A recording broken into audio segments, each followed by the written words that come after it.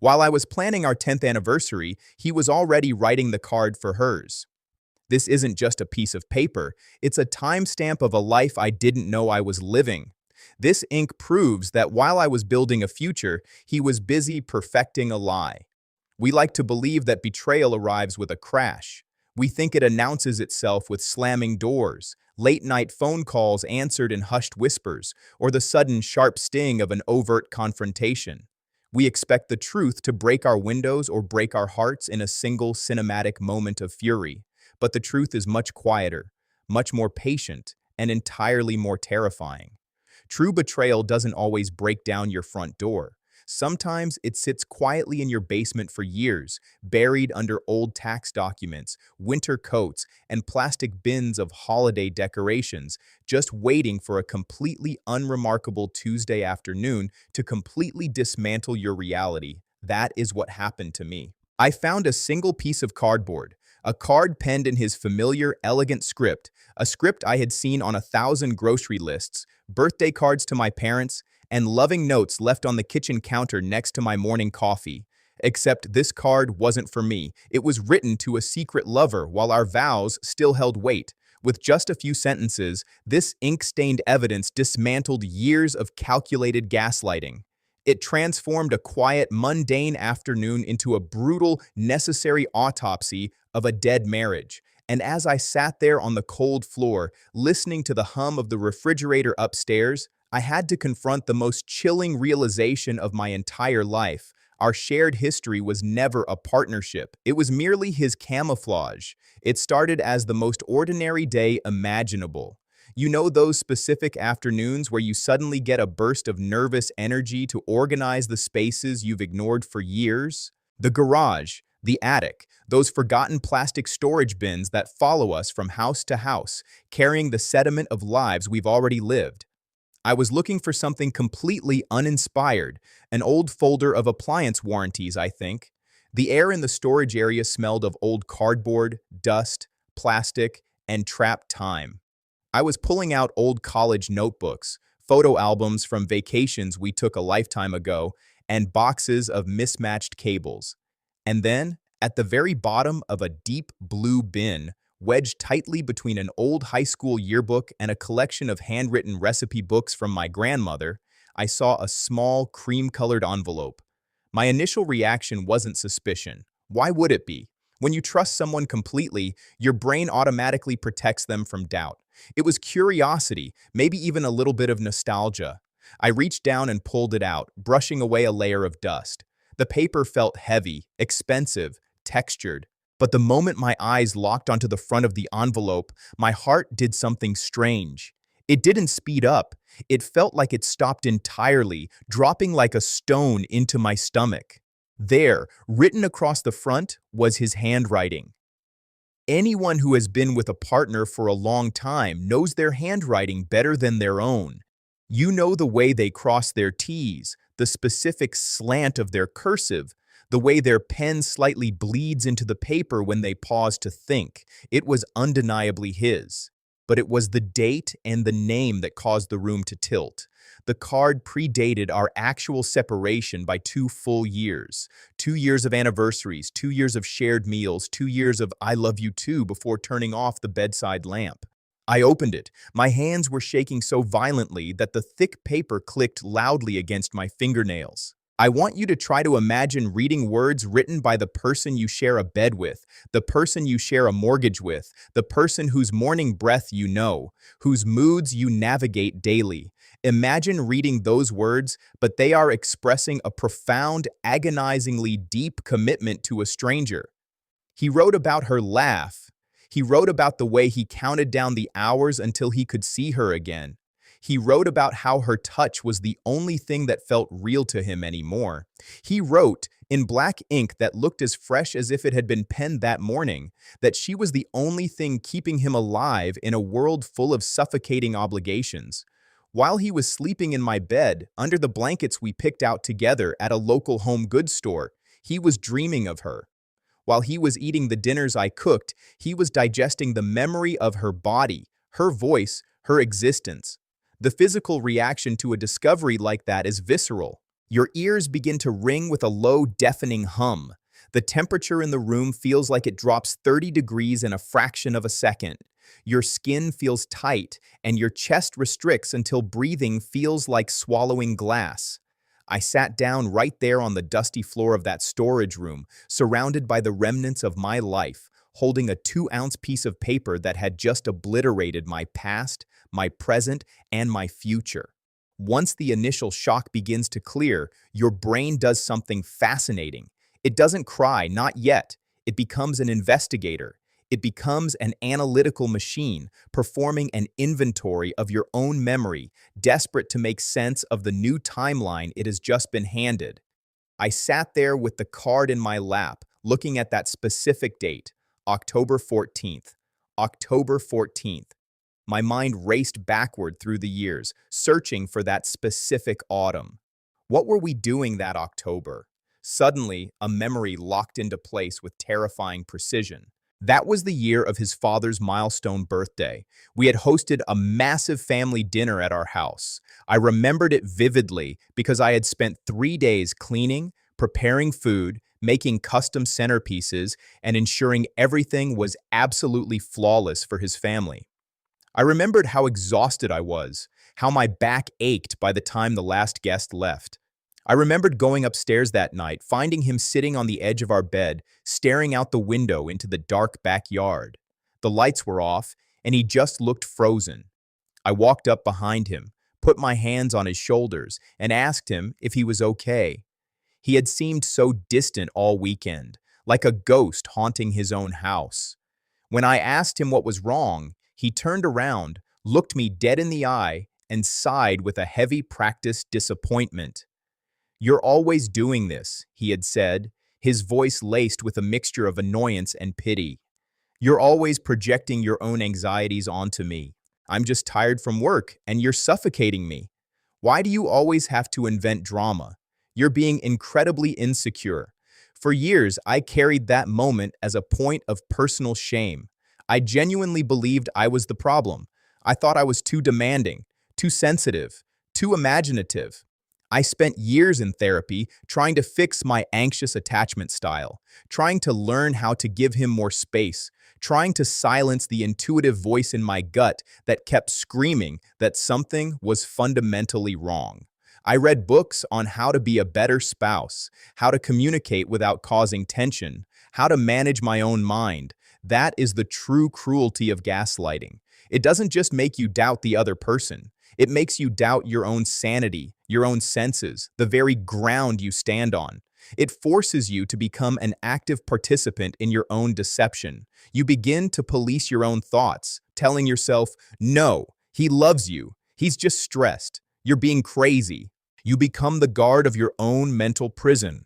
But looking at this card, the written word acted as an undeniable, cold, unyielding timestamp. It collapsed a decade of carefully crafted excuses in an instant. He wasn't stressed about work. He wasn't tired from his father's birthday party. He was grieving because he couldn't be with her.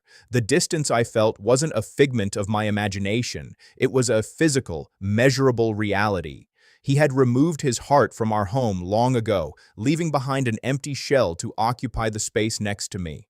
The excuses he gave weren't explanations. They were weapons used to keep me quiet, used to make me look inward for flaws so I would never look outward at him.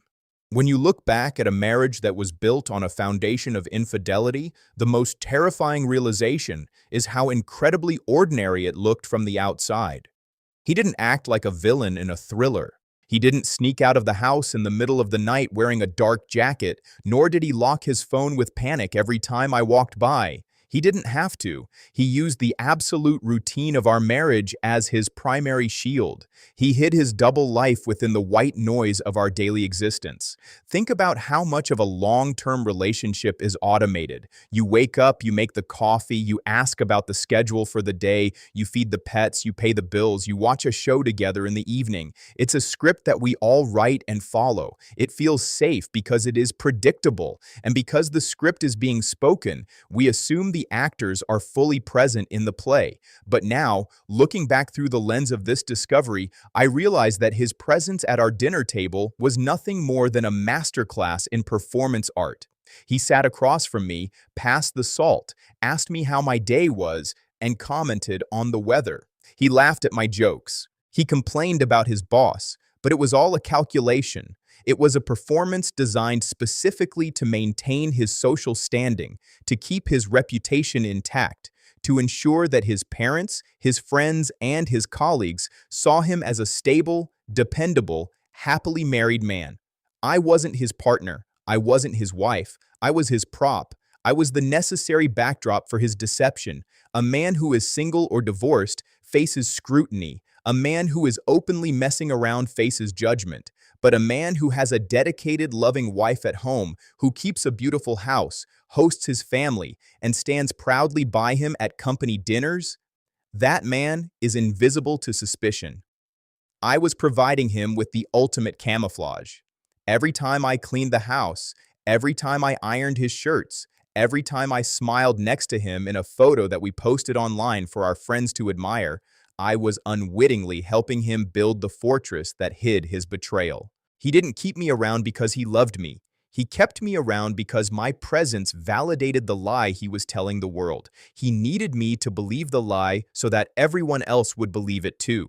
When a relationship ends normally, you mourn the loss of the future. You grieve the trips you'll never take, the house you'll never buy, the aging process you won't share together. You look forward and see an empty space where they used to be. But when you discover a long-hidden betrayal like this, the grief is entirely different and far more exhausting. You aren't just mourning the future. You are forced to mourn the past. You have to go back and rewrite your entire history from scratch. It is the death of the shared narrative. I sat there on the floor, processing the sudden, violent grief of losing not just a husband, but the entire history I thought we had built together over a decade. It's like discovering that a book you've read 100 times, a book that shaped who you are and gave you comfort, actually had a completely different plot happening in the subtext that you were too blind to see. It makes you feel foolish, even though you did nothing wrong. I had to face the chilling reality that every single memory I cherished was being experienced completely differently by him. Take our trip to the coast for our 8th anniversary. I remembered it as a beautiful, romantic weekend.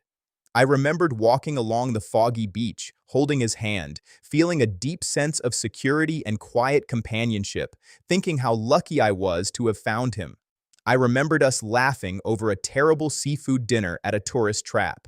But now, holding this card with its specific timeline, I had to ask myself the questions that tear you apart from the inside out. What was he thinking while he was holding my hand on that beach? Was he wishing my hand belonged to her? Was he secretly texting her from the bathroom of that seafood restaurant while I was looking at the menu? When he looked out at the ocean with that melancholic expression I thought was artistic and deep, was he actually just aching for another woman? Your memories turn against you. They transform from a source of comfort into a minefield of questions that can never be answered. Every smile in an old photo becomes a question mark. Every compliment he ever gave you feels like a distraction tactic. Every gift feels like blood money to ease his own conscience. You experience a profound psychological shift. You stop feeling like a victim of a standard breakup, which is a painful but clean injury. Instead, you begin to feel like a detached observer of a stranger's secret life. You look at the man you loved, the man you thought you knew inside and out, and you realize you have absolutely no idea who he was. You were living with a ghost, a cipher, a brilliant actor who wore your husband's face. But human beings are resilient creatures. We are built to survive the collapses of our own worlds. And sometimes, the absolute worst-case scenario carries with it a strange, beautiful, and devastating gift: clarity. For years, there was a small, persistent, insidious voice inside my head. It was the remnant of his gaslighting. Even after we separated, that voice would whisper in the middle of the night, when the house was quiet and my thoughts were heavy, "Maybe you could have tried harder. Maybe, if you hadn't been so stressed about your own life, You would have been more present for him. Maybe you really were too insecure, and your insecurity drove him into the arms of someone else. Maybe you ruined it. If you have ever been gaslit, you know that voice. It's the mental prison the narcissist leaves behind long after they've packed their bags and vacated the premises. It's a ghost that continues to haunt your self-worth. But as I held that physical piece of evidence in my hand, this dated anniversary card written to someone else, hidden away in a box of old memories, that internal voice was instantly, permanently silenced. The evidence didn't care about his excuses. The evidence didn't care about his charm, his reversals, or his brilliant shifting of blame. The ink didn't lie. It was a physical fact, captured on paper. I wasn't the problem. I was never the problem. The insecurity I felt wasn't a character flaw. It was my soul's defense mechanism trying to alert me to a fire that was actively burning down my house while I slept. My intuition was right all along, and he had spent years trying to convince me I was blind. There is a very strange, almost unsettling sense of peace that comes when the truth is finally uglier than your worst suspicion. Suspicion is a chaotic, exhausting place to live. It keeps you on edge, constantly searching, constantly doubting yourself, caught in an endless loop of validation and invalidation. It burns through your energy and your spirit. But the absolute truth, even when it is devastating, even when it tells you that your marriage was a sham, even when it tears down the history you loved, the truth is solid ground. You can finally stop running. You can finally stop guessing. You can stand on it. I stood up from that floor, walked over to the window, and looked out at the world. My legs were shaking, but I was standing. The sky was still there. The trees were still green. The neighbors were still walking their dogs. The world hadn't ended, even though the history of my life had just been rewritten in a matter of minutes. I moved forward from that day with a new kind of strength, a cold and unbreakable armor.